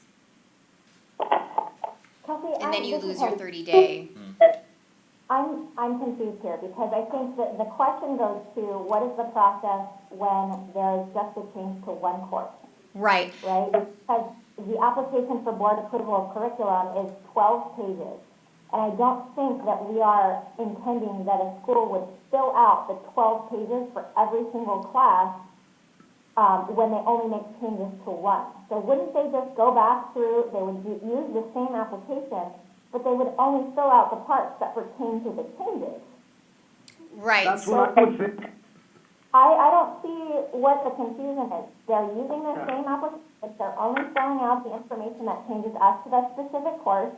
They submit it just like it would be a completely filled out application, and we have that process in place already. So this should not be confusing. Right, so I think the comment was, is there a way to make it so that the schools, if they are just making a small curriculum change, if they're just changing one thing, to not have to go through the entire process and fill out the entire application? They wouldn't. I would imagine fill out what is changed on the application. I think, yeah, the application, I think, Hilda, you're right. Like, I would recommend that be submitted, because we need to make sure that is their curriculum still, and we would be able to compare it. What the supplemental information is what I think we might want to talk about here, so they don't have to submit the syllabi for every single course in their approved curriculum. They're only submitting syllabi for those courses that are changing their curriculum. Right, Does that make sense? yeah, yes. So should we, So I think one thing you just said, Ben, I think is key in making sure it's streamlined. Like, what did the coursework language say, and what are they changing it to? Long as we can see that, long as you can see it, or whoever our staff is, to be able to see that change, that's what we're gonna base our approval on, correct? we'll be reviewing their syllabus, the new syllabus, or their proposed syllabus, I should say. Got it? And reviewing their application to see where they've highlighted that the changes are happening. And then we can make those Indicated. further provisions in the application itself. That wouldn't be in the regs, so we could just do that offline, right? No. I'm sorry, can you say that again? Have to do a board approval if we wanted to add a sentence under the application for board approval of curriculum that says only fill out the portions if you're just changing single courses as opposed to the whole thing. So are you saying that you would add that to the application? Yeah, if you add to the application a sentence that says, you know, only do the stuff that you need to do as opposed to the whole thing if you're only changing one or a few courses and not all of your courses. So my only concern is that we are calling it, we're saying that if you make any changes to your curriculum, it is considered a new curriculum.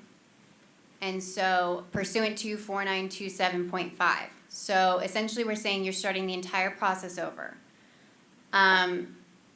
So to then say that you don't have to do the whole process is confusing and doesn't really follow what the regulation says.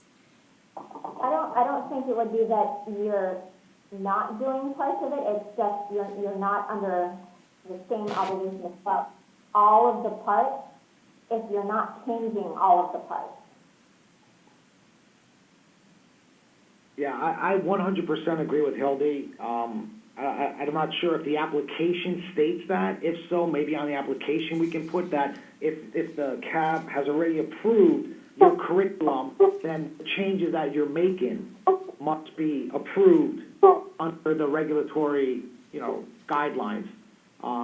But legal, I think what you're saying is that because it states that if there's any changes, therefore the whole curriculum becomes new, they have to submit the whole entire curriculum. I think that's, very, very, I think that's over excessive. And I think that Hildy's right. Shouldn't they just, or there should be, common sense, or on the application somewhere just stated, if your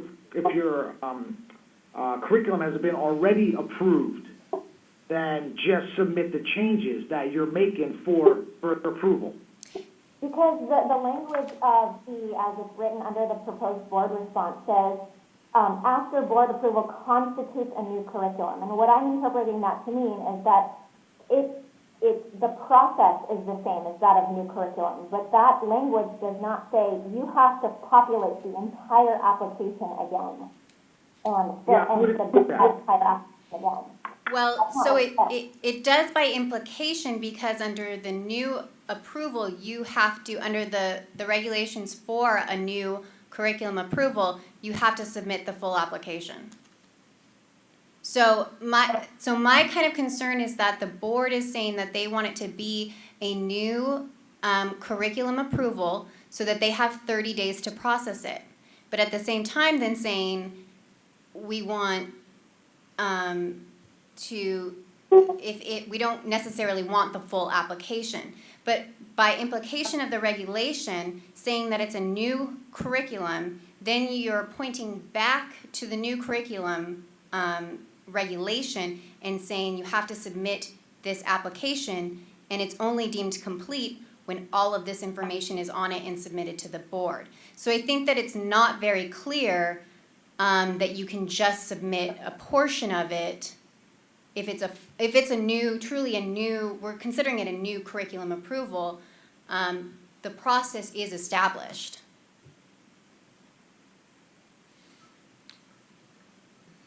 It may be cause to create a new subsection to define changes, or to change it, current subsection E, to not define it as a new curriculum, but to address what the process is for changes. I mean, it sounds like we just need clarification as to when the application is an initial application and when it's a revised application. Right, so that's my concern, is that right now we're calling it a new application. And that by implication means that, because we have other language that says you shall submit this application incorporated by reference, it's 14 pages or however long it is, and then it isn't deemed complete until all of this information has been submitted to the board. So then to say that this language, or, you know, making the, to say that you're still a new curriculum approval, but yet you have to do a different process, is a little confusing. How do you suggest that we address that? I think it has to be one or the other. So, you know, this is Cordino of San Diego. So again, I'm sitting next to Vice President Dr. Gomes, and she just showed me on her particular school, they have the application with all the criteria already pre-filled out. It gets updated every semester. Right. So if there are any changes, all they actually do is make that change to the curriculum that they're proposing, print that out, and submit it. So it doesn't seem like it's a big challenge for, or an issue for them to do that. And I think the process would always be the same. There's no change to the process. So it sounds like we could keep the language as is. Right, I would agree with you, Dr. Fernandez. Now, most people would save the document, so even if you're resubmitting it, it's not a big deal because you're ultimately just changing a box or some type of language. Exactly. Yep. Right. So having schools resubmit the whole thing probably isn't a problem. I understand your points. It may, perhaps some language of previously approved or coursework approved in the most recent curriculum does not require the submission of syllabi or documentation. Only changed coursework requires documentation. Because we would still want the full application. That is our guiding document. The proof is in the syllabi. The application is what the school then turns around and uses as the curriculum requirement form for the examination. So both of those will be required and needed for the school. And I think to have that for changes would be required as well, the full application. But I think what we're trying to get around is the volumes of syllabi documentation that aren't changing, that right now would be required to be submitted because it is considered a new curriculum. The other thing to note as well is that there's nothing in this language that states that you have to highlight what is new. If it's a new curriculum, you're just submitting an application, and there's nothing that says that it you know, while it would be nice for the board to have a highlighted version, there's nothing that requires that. They're just required to do the exact same thing that they did when they first submitted the approval. So that's a big thing, and legal, I definitely agree with that. If they're somewhere on the application, if they're submitting it, that, chemistry is the only section that we're changing, and for the board to address just that section, you know, obviously that would be helpful and a lot more time management, obviously. And then, Ben, what did you say, Ben? I'm sorry, there's something I wanted to comment on yours.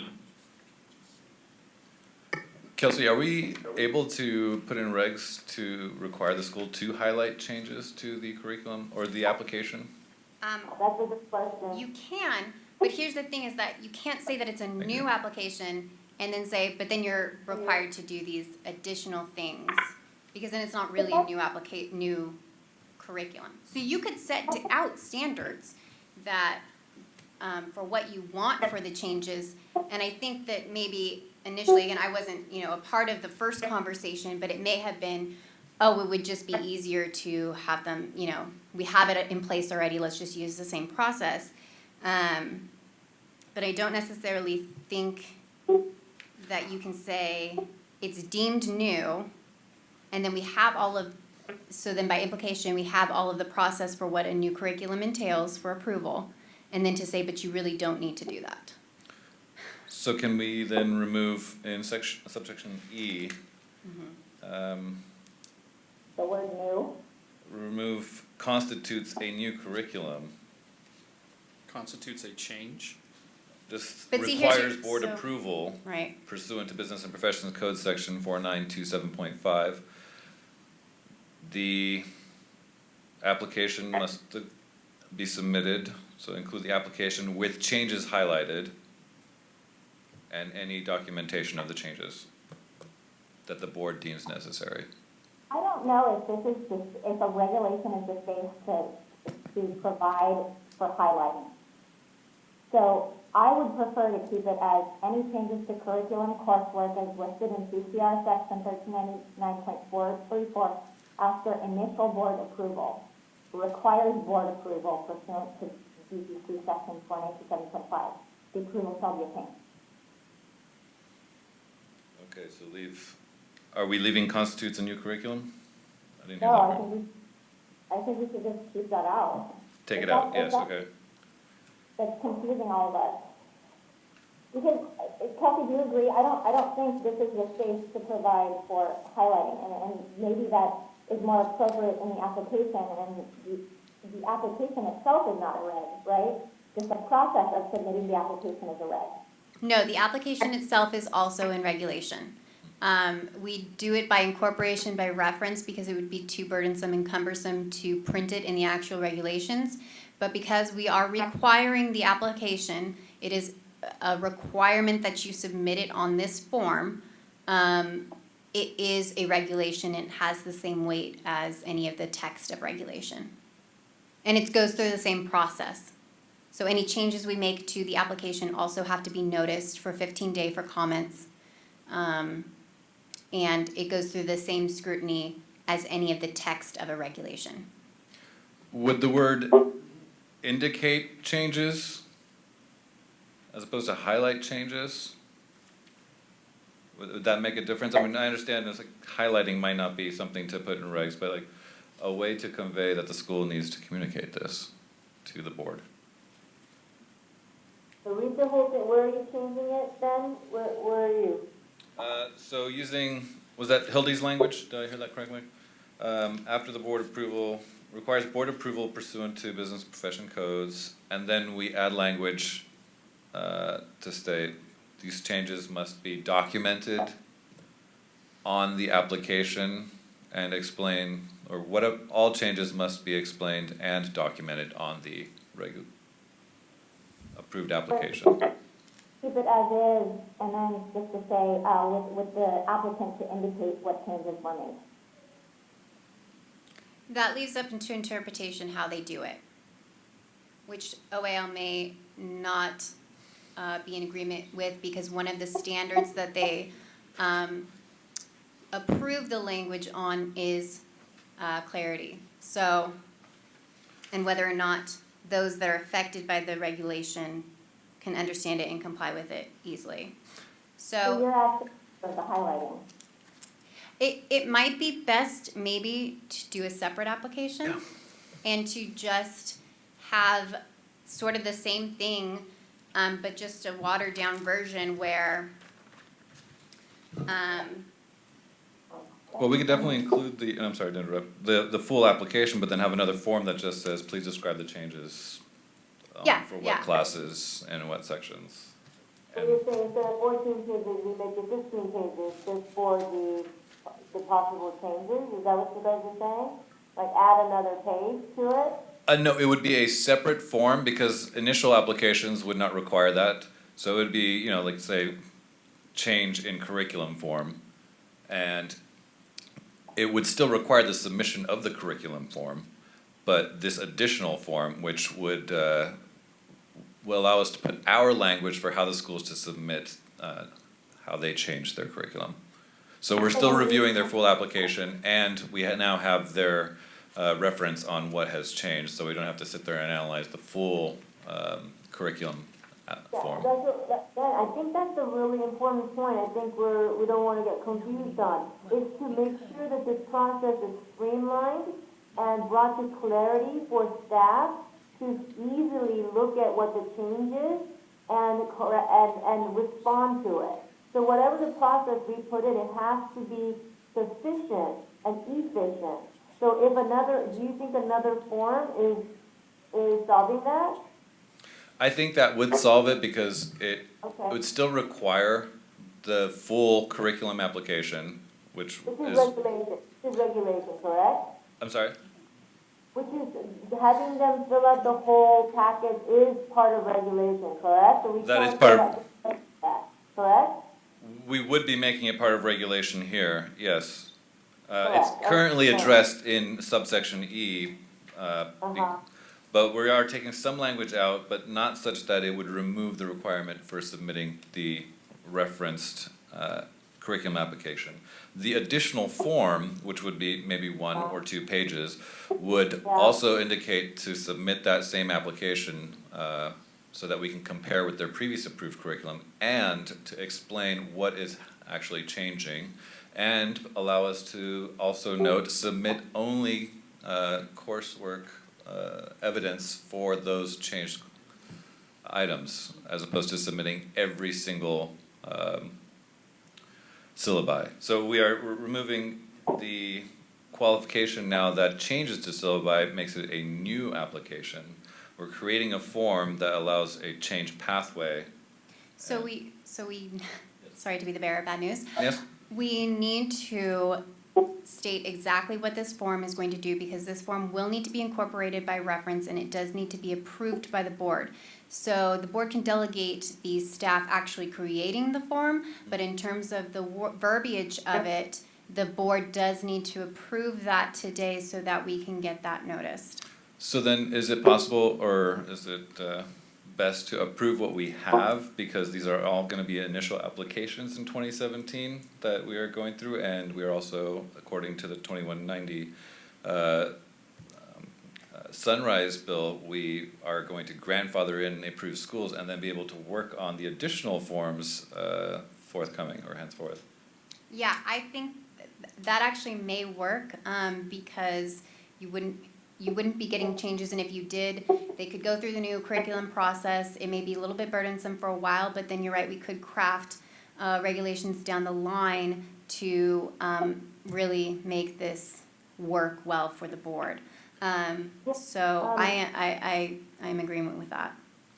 Yeah, Kelsey and Ben, here are my concerns. I mean, to come up with that language right now on the spot, you know, I'm not comfortable with that. But what Ben just said, like, approve it as is, and when we have another opportunity to go through the other process down the road, we can also submit this to a committee, have us work on it for that language, and bring it up at the next time we have to go look at the approval situation. Does that make sense? Because right now, I think it's too burdensome for us. If I'm hearing you correctly, I really don't think we should be rushing this part. But I think Ben has the right idea. okay, so if I'm hearing you correctly, you're okay with accepting this language and then moving to committee to develop the changes that we want to implement to the form itself? Is that what, I think that's what I heard you say. Yes. Because we have another opportunity down the road to, what did you say that again? Since any applications coming after January 1st, 2017 will be a new application, an initial application. And all currently approved programs that have passed their compliance are grandfathered into 2017. So we don't have to take this matter up right now. We would also not be changing the language of E then, correct? Right. Okay, so is everybody clear on that? But then later on, we get to revisit that second form you're talking about, correct, Ben? Correct, that is very, very true. So We then want we're that. following you for today, and yet we have time to go into a committee and discuss further, correct? Jeannie, it's Mark. We're going to have to do an implementation bill for AB 2190, and we're going to have to jump on that very quickly once it's presumably signed into law and will be in law next year. We will have ample opportunity to work on not only AB 2190, but we, at the same time in committee can make the changes like a new form. So we will have a very good opportunity to do that, to make these changes and any other changes the board wants to make. Okay, I'm comfortable with that. I'm not comfortable with creating language for a second form today. Okay. Okay, sure that, Martha, when you do the minutes for this meeting, that we include an assignment to the committee as Dennis, you were referring to. We will do that. Wonderful, thank you. Assigning, Can we move forward with doing a motion for this, specific comment then? Okay, so the motion is gonna be to, agree staff's recommendation to accept the comment and then, propose the change as specified, basically? You want me to read it? That's correct. Okay. Okay. Who would like to make that motion? I can do it. I motion to accept staff recommended comment as it relates to, section 1399.437, subsection E. Okay, do I have a second? Yeah, I'm second. Kipman does the second, thank you. All right, any public comments?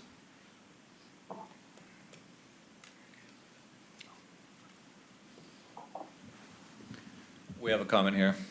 Steve Given, CIS, San Francisco. I've listened with great interest and appreciate the hard work that the board members and staff are doing on this knotty issue. I'm going to respectfully suggest that I continue to disagree, and should any change to any syllabus require this level of response, you are essentially telling institutions, don't change your curriculum. And not by overtly stating that, but by making the bar so high that we would have to think very seriously whether allowing our faculty to make changes in courses, because this is a really high bar. And in this rich discussion that I just heard, virtually no one told me what constitutes time to go back to the board. It's still not clear. If I change the order of what I discuss in a course, that is a change in curriculum. That is a change in syllabus. Does every time that a faculty member does something like that, do we now have to submit the entire form to CAB? So we're going to need help here. Thank you. Kelsey, can we comment back or no? Yes, you may. Okay, so I thought that about 15, 20 minutes ago, when we were having that discussion regarding the 30-day part that's already in regulation, that we already gave a specific timeline on the when. And then you also, Kelsey, realized that it also answered the how.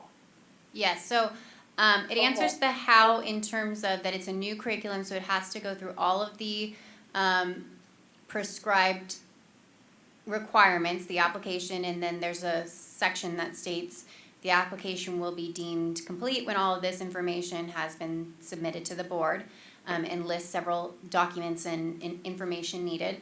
And then the when, the actual language itself says that it's before the implementation of the curriculum. And then that ties back to, because it's a new curriculum, the board has 30 days to approve it, so it's incumbent upon the school to submit it within that time period in order to get it approved when they need it by. So I'm not sure what part of that is confusing. Me neither. And thank you, Jeannie. And from what I understand, the when has been, again, clarified that there's 30 days that we have to respond. So if they would like that curriculum changed within that next upcoming semester, then they have to do that within the 30 days as stated, so that we have ample time to make any adjustments. And on top of that, the how was the application. And from my understanding, it's a matter of just making some simple changes on your computer and pressing the print button. And then it prints out, and the application should all be filled out already. So I don't believe the process is that difficult, and I think the when and how has been clearly brought forward. Correct me if I'm wrong, please. Can I just ask, Kelsey, is it okay if I could ask Steve Gibbons after what I just said and what we just said together, if he's still unclear? Yes, that's absolutely okay. Steve Given, CIS, San Francisco. Virtually nothing I said had anything to do with what was just said. So I was not addressing the timeline for changes, so my apologies for being unclear. The question was solely on what change constitutes a trigger for action. So, no, I'm very clear with what the board members have said regarding new application 30 days. That wasn't the issue.